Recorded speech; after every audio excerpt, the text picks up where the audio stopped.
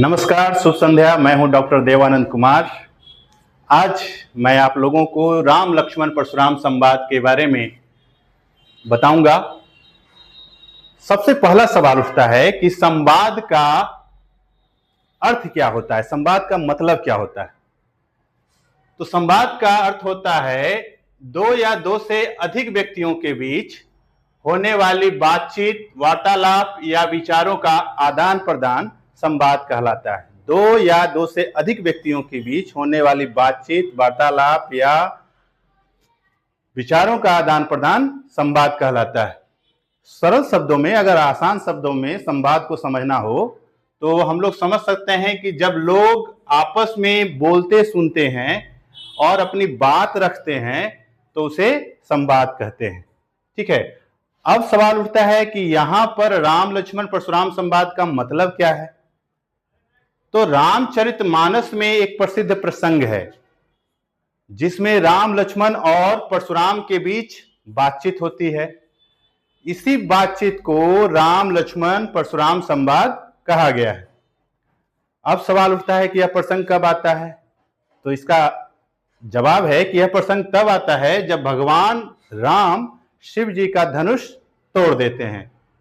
धनुष टूटने की आवाज सुनकर परशुराम क्रोधित होकर आते हैं और फिर उनके तथा लक्ष्मण के बीच तीखी बातें होती हैं।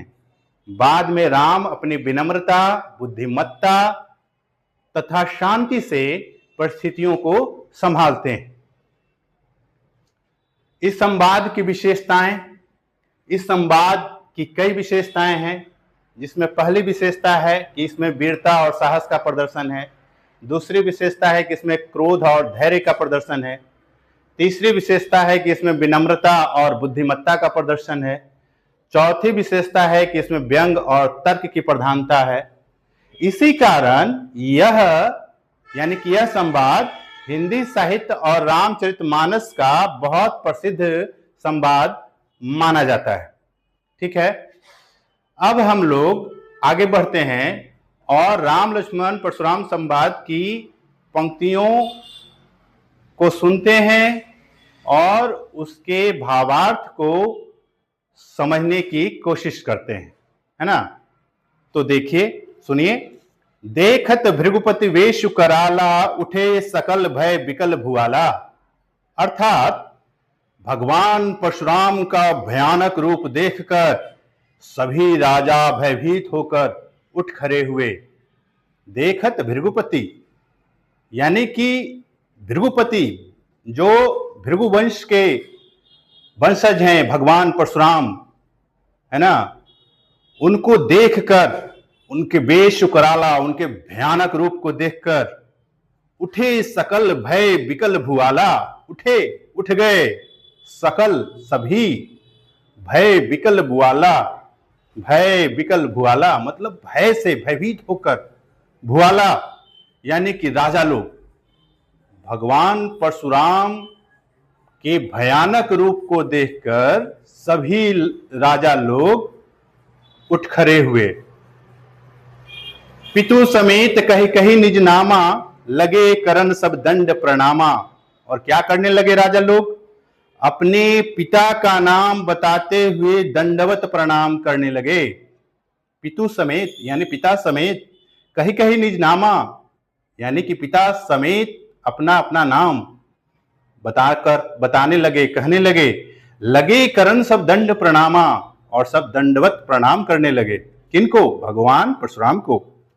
जे ही सुभाए चित वही हितु जानी, सो जानई जनु आई खुटानी। अर्थात जो लोग सामान्यतः प्रेम भाव से देखते थे वे भी परशुराम को देखकर संकट अनुभव करने लगे। जे ही सुभाए चित वही हितु जानी, जो हित पूर्वक देखते थे, जो प्रेम पूर्वक देखते थे। सो जानई जनु आई खुटानी, खुटानी मतलब संकट। उनको भी ऐसा प्रतीत होने लगा कि कोई भारी संकट आ गया है और वो संकट अनुभव करने लगे। जनक बहोरी आई श्री नाबा, सीए बुलाए प्रणाम कराबा। अर्थात राजा जनक ने आकर परशुराम को प्रणाम किया और सीता से भी प्रणाम करवाया। जनक बहोरी आई सिरुनाबा। जनक आए और सिरुनाबा, भगवान परशुराम के सामने सिर नवाए, उनको प्रणाम किया। सीए बुलाई प्रणाम कराबा, और अपनी पुत्री सीता से भी प्रणाम करवाया। आशीष दिन सखी हर्षानी, निज समाज ले गए सयानी। यानी कि प्रणाम करने पर सीता को भगवान परशुराम ने आशीर्वाद दिया, जिससे सभी सखियां हर्षित हुईं और सीता को अपने समाज के बीच ले गईं। आशीष दिन सखी हर्षानी, यानी कि जब भगवान परशुराम का आशीष प्राप्त हो गया तो सखियां हर्षित हो गईं, मगन हो गईं कि अब डरने की कोई बात नहीं है। निज समाज ले गई सयानी, और निज समाज, अपने समाज के भी सयानी ले गई सीता जी को। विश्वामित्र मिले पुनियाई, पद सरोज मेले दो भाई। फिर विश्वामित्र जी आए, मिलने के लिए आए, और राम लक्ष्मण दोनों भाइयों ने उनके चरण स्पर्श किए।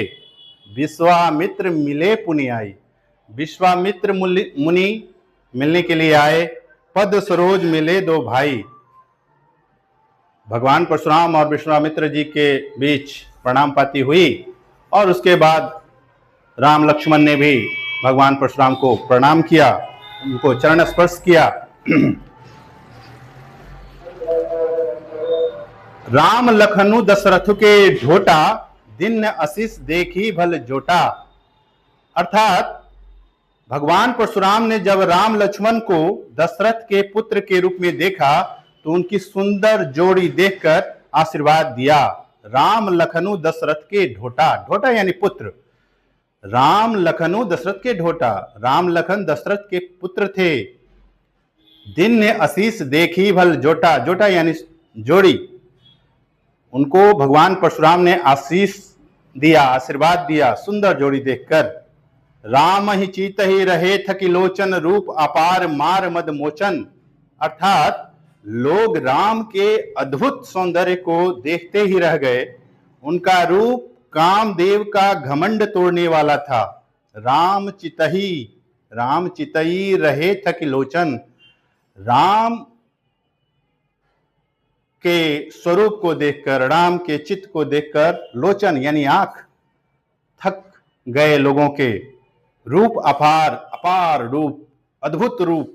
मार मदमोचन, मार यानी कामदेव, मदमोचन यानी कामदेव के रूप को भी लज्जित करने वाला राम का रूप था। कामदेव के घमंड को कि मैं बहुत सुंदर हूं, उनके घमंड को तोड़ने वाला रूप भगवान राम का था। बहुरी बिलो की विदेह सन, कहु काह अति भीर। पूछत जान अजान जिमी, व्याप्यो कोप शरीर। अर्थात परशुराम फिर जनक को देखकर क्रोध में बोले, तुम सब जानते हुए भी अनजान क्यों बन रहे हो? बहुरी बिलो की यानी उसके बाद, बिलो की यानी देखकर।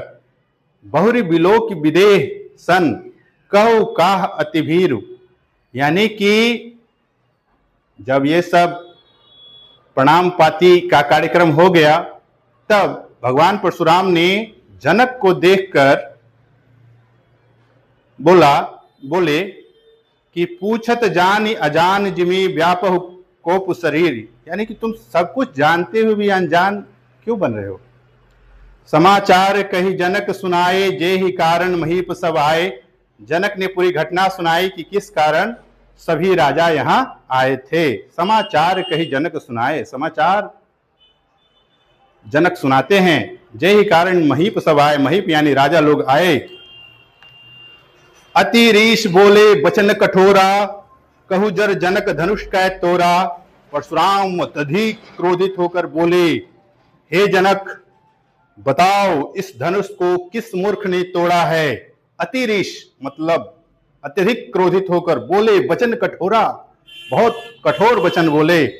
कहु जर जनक धनुष कै तोरा, हे जनक बताओ इस धनुष को किस मूर्ख ने तोड़ा है? बेगी दिखाओ मूर्खनत आजू, उलटऊ मही जह लही तब राजू। परशुराम बोले, जल्दी उस व्यक्ति को दिखाओ, नहीं तो मैं तुम्हारा राज्य नष्ट कर दूंगा। बेग दिखाओ, बेग मतलब जल्दी, बेग दिखाओ, जल्दी दिखाओ। मूढ़ न त आजू, मूर्ख नहीं तो आज, उलटऊं मही जह लही तब राजू। जहां तक तुम्हारा राज्य है मैं उसको उलट पुलट कर दूंगा, नष्ट कर दूंगा। अति डरू तरु देत निप नाही, कुटिल भूप हर्षे मन माही। राजा जनक भय के कारण कुछ बोल नहीं पाए, जबकि कुछ दुष्ट राजा मन ही मन प्रसन्न होने लगे। अति डरु उतरु देत नृप नाही, राजा अत्यंत डर गए और राजा जनक के मुख से वाणी नहीं निकल रही थी। कुटिल भूप हर्षे मन माही, लेकिन कुटिल भूप जो थे, कुटिल यानी दुष्ट, भूप यानी राजा, वो हर्षे मन माही मगन हो रहे थे, प्रसन्न हो रहे थे कि अच्छा चक्कर में पड़े हैं अभी आप। सुनि मुनि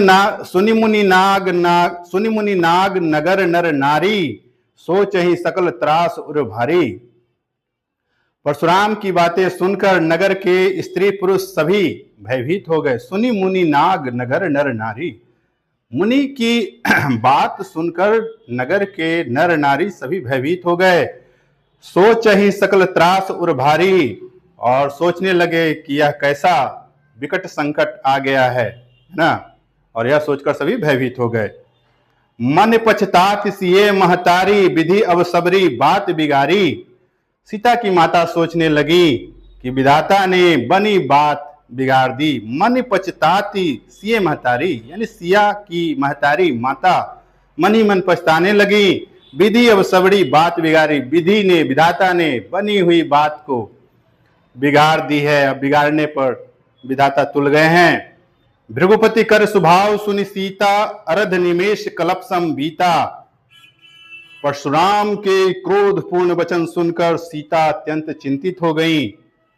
उन्हें आधा पल भी कल्प के समान लंबा लगने लगा। भृगुपति कर स्वभाव सुनि सीता, भृगुपति यानी जो भृगु वंश के वंशज हैं भगवान परशुराम, भृगुपति कर स्वभाव सुनि सीता, भगवान परशुराम के स्वभाव से, उनके व्यवहार से सभी लोग परिचित थे कि अत्यंत क्रोधी मुनि हैं। तो भृगुपति कर स्वभाव सुनि सीता, भृगुपति का ऐसा स्वभाव देखकर, क्रोधपूर्ण बात सुनकर सीता भयभीत हो गई। ठीक है। और अरध निमेष कल्प संबीता, और अरध निमेष, निमेष यानी अरध निमेष यानी आधा पल, कल्प संबीता आधा पल भी कल्प के समान यानी बहुत लंबा समय के समान लगने लगा। सभय बिलो के लोग सब जान जान की भीरु, हृदय न हर्षु विषाद कछु, बोले श्री रघुवीरु। सभी लोग भयभीत थे और जानकी भी डर गई थी, लेकिन श्री राम न अधिक प्रसन्न हुए और न दुखी। वे शांत भाव से बोले, सभे बिलो के लोग सब जान जान की भीरु। सभे बिलो के सब लोग परशुराम के क्रोध को देखकर भयभीत हो गए। जानकी भी चिंतित हो गई, डर गई। हृदय न हर्ष विषाद कछु, बोल श्री रघुवीरु। लेकिन भगवान श्री राम न प्रसन्न होकर और न दुखी महसूस कर शांत स्वर में बोले, नाथ शंभु धनु भंज निहारा, होय ही केहू एक दास तुम्हारा। राम विनम्रता से बोले, हे नाथ, शिव धनुष तोड़ने वाला आपका ही कोई सेवक होगा। आयुषु काह कहिए किन मोही, सुनी रिसाय बोले मुनि कोही। राम अत्यंत विनम्रता से बोले, मेरे लिए क्या आज्ञा है, कहिए। यह सुनकर क्रोधी परशुराम और अधिक क्रोधित हो गए। सेवक जो सो करे सेवकाई, अरि करनी करी करिय लड़ाई। परशुराम बोले, सेवक जो सो करे सेवकाई, सेवक वह है जो सेवा करे। अरि करनी करी करिय लड़ाई, अरि यानी शत्रु, करनी यानी व्यवहार।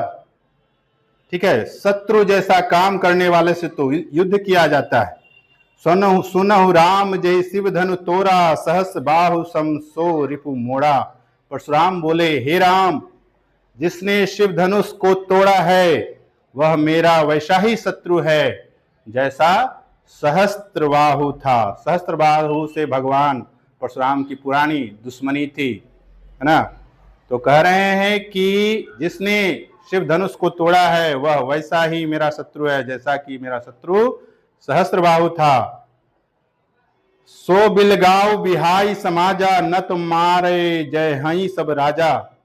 कह रहे हैं कि उसे सभा से अलग कर दो, जिसने शिव धनुष को तोड़ा है उसे सभा से अलग कर दो, नहीं तो मैं सभी राजाओं का वध कर दूंगा। सुनी मुनि बचन लखन मुस्काने बोले परशुधर ही अभिमाने। परशुराम की क्रोध भरी बातें सुनकर लक्ष्मण मुस्कुराए और व्यंग्यपूर्ण ढंग से बोले, हे फरसा धारण करने वाले मुनि, आपको बहुत अभिमान हो गया है। बहु धनु तोरी लड़काई कबहु न असीरिस किन्न गोसाई। लक्ष्मण बोले, हमने बचपन में तो बहुत से धनुष तोड़े हैं, पर आपने कभी इतना क्रोध नहीं किया। यही धनु पर ममता के ही हेतु सुनी रिसाय कह भ्रुकुल केतु। लक्ष्मण ने कहा, इस धनुष से आपको इतना मोह क्यों है। यह सुनकर परशुराम और क्रोधित हो गए। रे नृप बालक कालबस बोलत तो ही न संभार, धनु ही सम त्रिपुरारि धनु विदित सकल संसार। परशुराम बोले, हे राजकुमार, तुम मृत्यु के वश में होकर ऐसी बातें कर रहे हो। क्या शिव जी का यह धनुष साधारण धनुष जैसा है? यह तो पूरे संसार में प्रसिद्ध है। रे नृप बालक, हे राजा के कुमार, राजकुमार, काल बस, काल के बस होकर, बोलत तो ही न संभल के नहीं बोल रहे हो। धनु ही सम त्रिपुरारि धनु विदित सकल संसार। यह कुछ साधारण धनुष नहीं है, यह शिव धनुष है जो पूरे संसार में प्रसिद्ध है। और इस प्रकार से राम लक्ष्मण परशुराम संवाद आपकी पाठ्य पुस्तक में समाप्त होता है और आगे की कथा आप लोग रामचरितमानस में पढ़ सकते हैं। अब यह तो राम लक्ष्मण परशुराम संवाद की पंक्तियों का भावार्थ हुआ। अब सवाल उठता है कि इसमें यह जो पंक्तियां हैं, इसमें किन किन छंदों का प्रयोग हुआ है। मैं बता दूं कि इसमें चौपाई और दोहा छंद का प्रयोग हुआ है। ठीक है, इसमें चौपाई और दोहा छंद का प्रयोग हुआ है। ठीक है, अब भाषा किस भाषा में लिखी गई है, तो यह मुख्यतः अवधी भाषा में लिखी गई है और अवधी भाषा हिंदी भाषा की ही एक इकाई है। ठीक है, यह किस शैली में लिखा गया है, तो यह मुख्यतः संवाद शैली में है, काव्य शैली में है, भक्ति एवं वीर रस प्रधान शैली में लिखी गई है। यहाँ परशुराम का क्रोध, लक्ष्मण की निर्भीकता और राम की विनम्रता का बहुत सुंदर वर्णन है। ठीक है, अब सवाल उठता है कि अगर यह दोहा और इसमें अगर दोहा और चौपाई छंदों का प्रयोग हुआ है तो दोहा क्या होता है ना। तो दोहा दो पंक्तियों का अर्धसम मात्रिक छंद होता है। इस छंद के विषम चरणों में यानी प्रथम और तृतीय में 13 मात्राएं और सम चरणों में यानी द्वितीय और चतुर्थ में 11 मात्राएं होती है। यति चरण के अंत में होती है। विषम चरणों के आदि में जगन नहीं होना चाहिए। सम चरणों के अंत में लघु होना चाहिए। तुक सम चरणों में होनी चाहिए, जैसे श्री गुरु चरण सरोज रज निज मन मुकुर सुधार वर्णव रघुबर विमल जस जो दायक फल चार, है ना। अब दूसरा सवाल है कि चौपाई क्या है। तो यह मात्रिक समछंद है। इसके प्रत्येक चरण में 16 मात्राएं होती हैं। चरण के अंत में जगन और तगन का आना वर्जित है। तो पहले चरण की दूसरे से और तीसरे की चौथे से मिलती है। यति प्रत्येक चरण के अंत में होती है। उदाहरण, देखत भूपति वेश कराला उठे सकल भय विकल भुआला पितु समेत कही कही निज नामा लगे करन सब दंड प्रणामा। आसान तरीके से अगर दोहे और चौपाई की पहचान करनी हो तो दोहे की पहचान यह है कि इसमें 2 पंक्तियां होती हैं। ठीक है, इसकी पंक्तियां, दोहे की पंक्तियां छोटी और सारगर्भित लगती हैं अक्सर किसी प्रसंग का निष्कर्ष देती हैं। उदाहरण, श्री गुरु चरण सरोज रज निजमुन मुकुर सुधारी, वरण रघुबर विमल जसु जो दायक फल चारी, है ना। अब चौपाई जो है, चौपाई जो है यह 16 चरणों का होता है। जैसे देखत भूपति वेशु कराला, उठे सकल भय विकल भुआला, यह पूरी एक चौपाई का भाग है, ठीक है। तो इस प्रकार से इसमें दोहा और चौपाई छंदों का प्रयोग हुआ है। अगर आपको छंदों के बारे में विशेष जानकारी चाहिए तो आप कमेंट करिएगा, मैं छंद भी पढ़ा दूंगा। फिलहाल इतना ही, धन्यवाद। अगर इससे संबंधित कोई सवाल आपके मन में उत्पन्न होता हो तो निसंकोच पूछिएगा, मैं जरूर बताऊंगा। धन्यवाद।